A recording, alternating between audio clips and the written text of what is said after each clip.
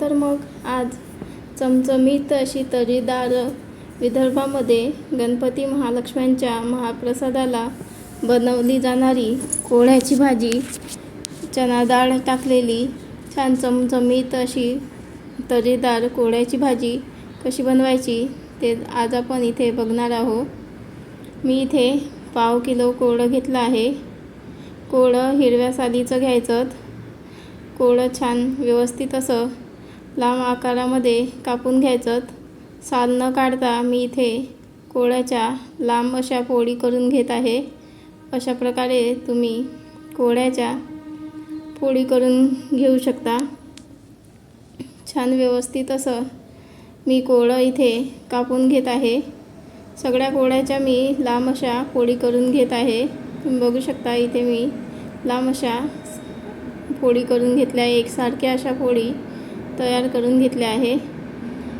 एका बाउलमध्ये काढून त्यामध्ये पाणी टाकायचं आणि व्यवस्थित असं स्वच्छ कोहळं धुवून घ्यायचं. कोहळं धुवून झालं. चला तर मग इथे आपण मसाल्याची तयारी करू.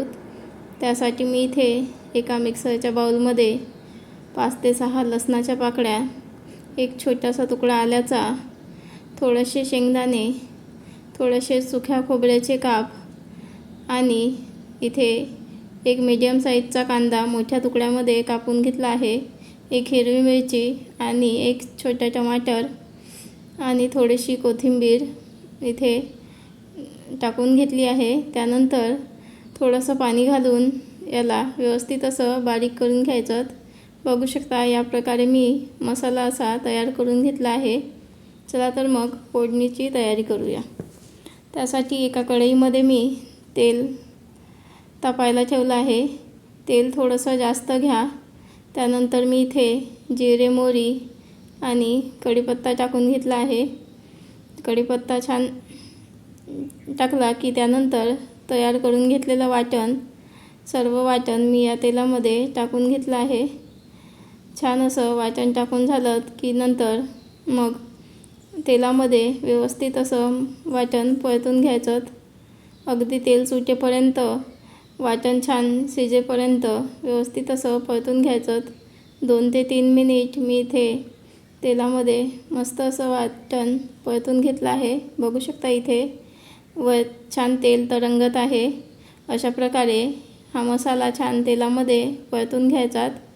नंतर मी इथे काही सुखे मसाले वापरले आहे. त्यामध्ये 1 ते 1.5 चम्मच लाल तिखट, धने पावडर, थोडीशी जिरे पावडर, नंतर गोडा मसाला आणि थोडासा गरम मसाला टाकून घेतला आहे. चवीनुसार मीठ टाकून घ्यायचं. थोडीशी हळद टाकून घ्यायची आणि मसाला हा आधी छान मसाल्यामध्ये परतून घ्यायचा.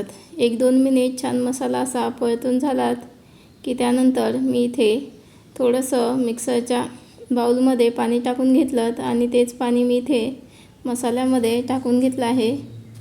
मसाला छान असा परतून घेतलात. त्यानंतर छान असा सुके मसाले शिजेपर्यंत व्यवस्थित असा परतून घ्यायचे. 2 ते 3 मिनिट इथे मी सुके मसाले परतून घेतले आहेत आणि झाकण ठेवून 5 मिनिटाची छान वाफ काढून घेतली आहेत. छान अशी तर्री आली आहेत. बघू शकता इथे मस्त अशी तर्री आली आहे. अजून एकदा याला 1-2 मिनिट फिरवून घेतलं की त्यानंतर मग इथे मी 2 ते 3 चम्मच चणा डाळ भिजत टाकली होती.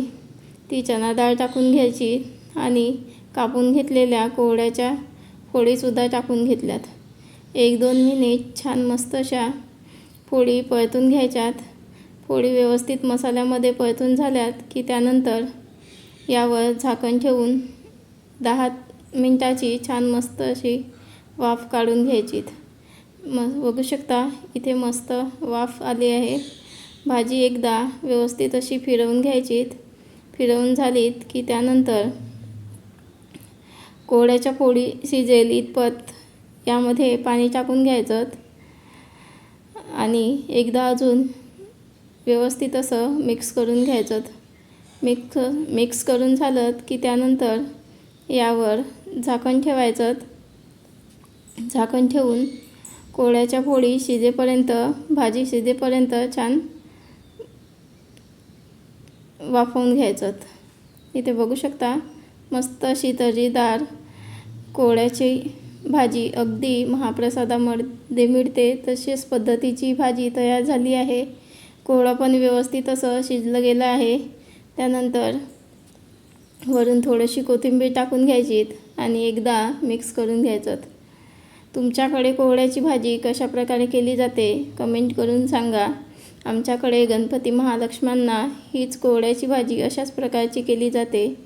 रेसिपी आवडली असेल तर व्हिडिओला लाईक करा आणि बेल आयकॉनला क्लिक करा. बघू शकता इथे मस्त अशी तर्रीदार कोहळ्याची भाजी अगदी महाप्रसादामध्ये मिळते तशीच मी तयार केली आहे. व्हिडिओला लाईक करा व शाकीच मराठी किचनला सबस्क्राईब करा.